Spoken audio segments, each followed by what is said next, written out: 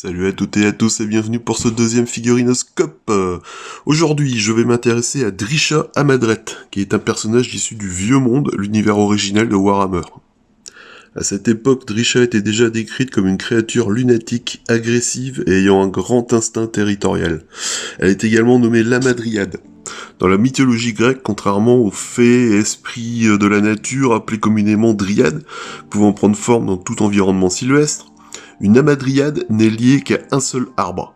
L'idée étant qu'elle s'oppose à la destruction du moindre de ses congénères.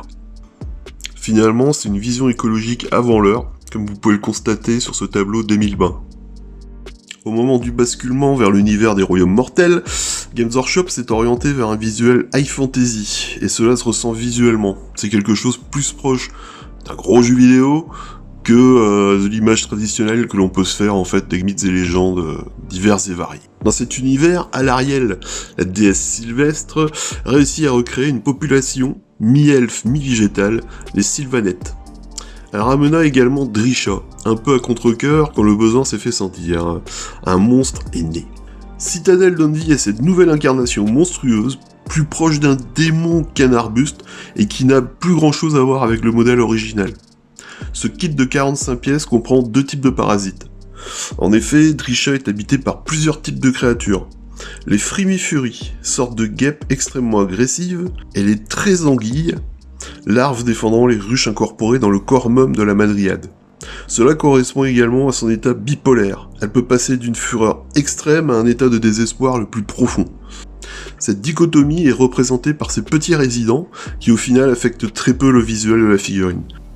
Cela reste une option d'assemblage, ce qui n'est pas courant sur un personnage nommé, et toujours bon à prendre. Alors, son aspect général est clairement agressif.